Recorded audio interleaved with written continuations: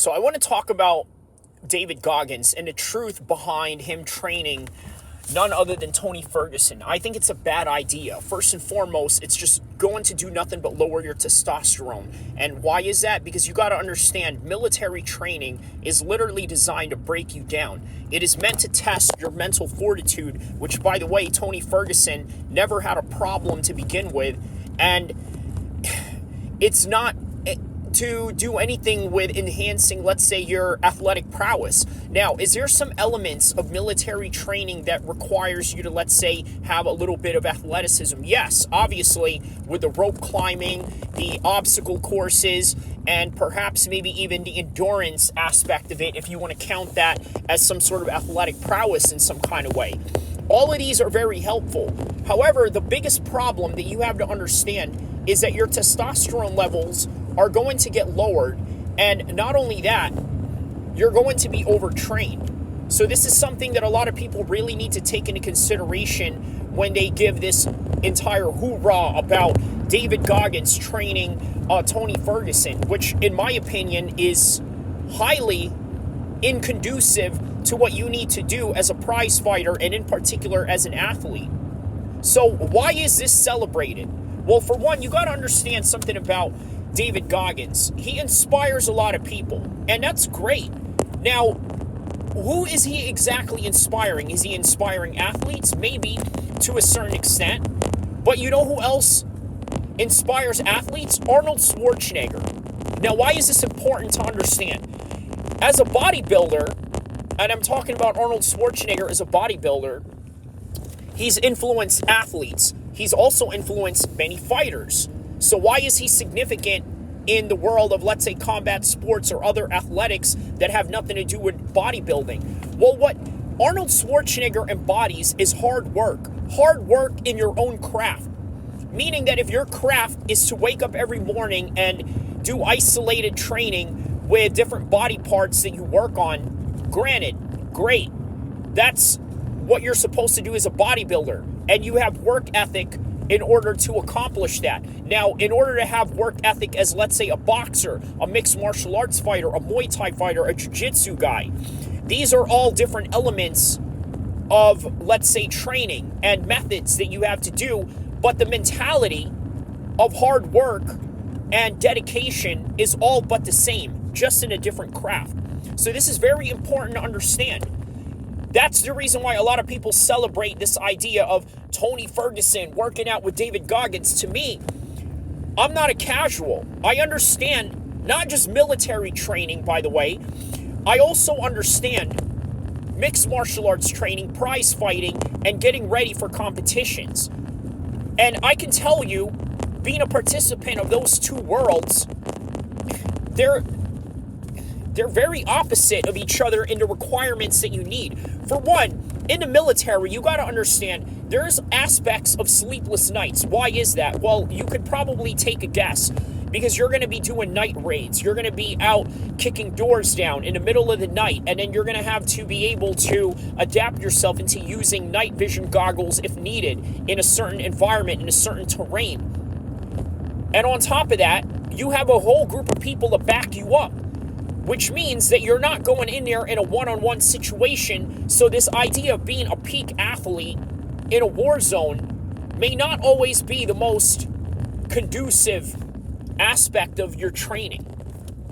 But whereas with prize fighting, you got to understand one thing. It is a sport.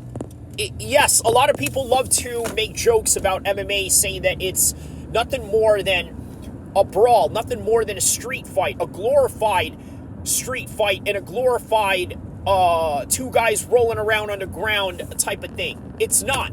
It's a legitimate sport that requires a certain amount of output from an athlete in order to accomplish a certain goal and a certain mission when it comes to competition. Whereas with the military, it is literally about training to be in a functional setting for a wild terrain, a crazy urban environment, a wild mountainous region, a wild desert of some sort in order to survive whatever elements that brings your way, whether that would be oppositional forces or just the natural inclinations of the environment around you, meaning that you could possibly face sandstorms. How do you deal with that? Snowstorms. How do you deal with that?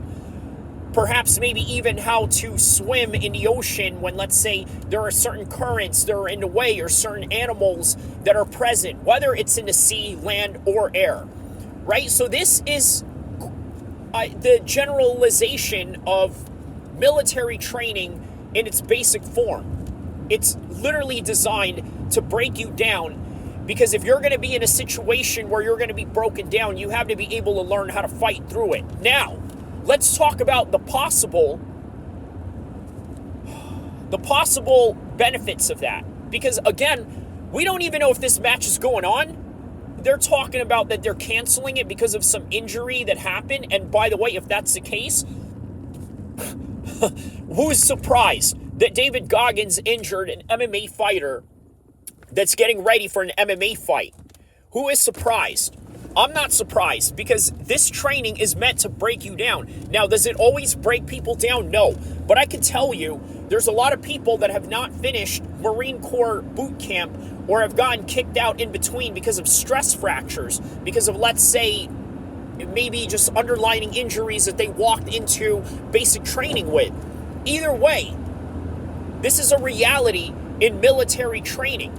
But in the world of combat sports, you have to be very meticulous. Now, I was going to go into the benefits of this particular training if, let's say, this match commences with Paddy and Tony Ferguson. What's good about this? For one, let's talk about the psychology of Paddy Pimblett.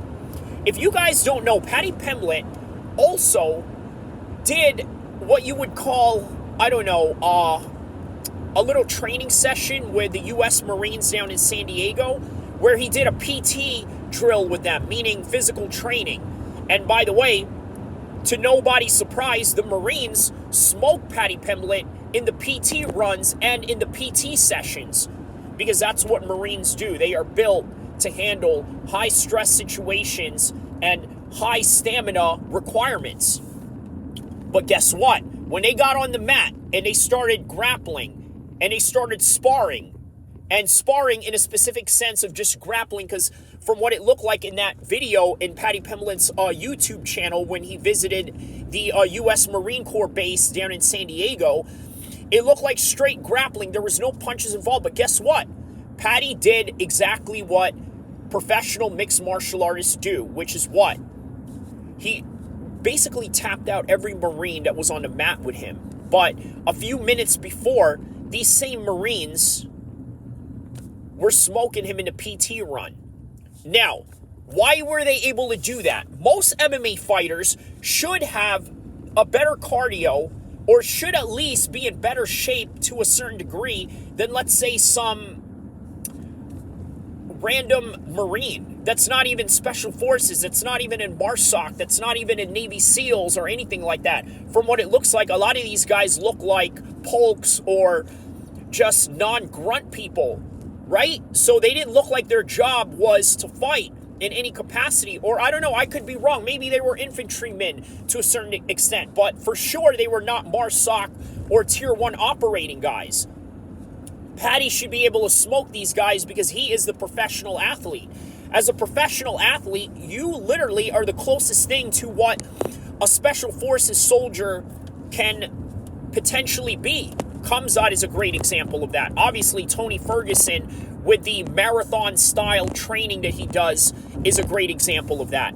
Colby Covington, with the stamina that he possesses, the fact that he trains with big hunter and marathon runner Cameron Haynes is a great example of that as well. Brian Stan was a great example of that. Obviously, Tim Kennedy delved himself into both sides of this world in terms of prize fighting and Tier 1 special operations and all of that, right? So, why didn't he do it? Why wasn't he able to smoke these Marines in the physical training? Is it just because Marines have this insane power that makes them Marines? Because guess what? Growing up as a kid, I used to think that as well. I've always wanted to be a Marine, right? So I thought to myself, you know what? Marines are probably the toughest human beings in the world. irregardless of human limits and things of that nature. And then came to find out they're nothing more than just human beings, just like anybody else. Some better, some worse than others, some more athletic, some less athletic than other people, some more durable, some less durable than others. They are just like any other human population in the world. So Paddy was not able to smoke these guys because Paddy kept himself out of shape every time he is not in camp. And you have to take this into high consideration. So that means that if Tony Ferguson is going to go into this fight with Paddy Pimblett, you know what you're going to have to expect? You're going to have to expect that somewhere in the deeper rounds, when the waters get deep, and it no longer involves skills, because guess what? In the beginning of the round, in the first round, whether it's boxing, MMA, Muay Thai, or any combat sports, even wrestling, especially wrestling, the first couple of minutes really does revolve around skills. You have to understand that. After a while, when the match starts drawing into a longer period, into the longer rounds, into the later rounds, it becomes a battle of wits and how much you're willing to grind to get the win. This is where Tony Ferguson is going to be very dangerous. That is, if he can take it that far. And if you've gone this far in this video, thank you. Please like and subscribe so I can drop more hot content like this. Inshallah.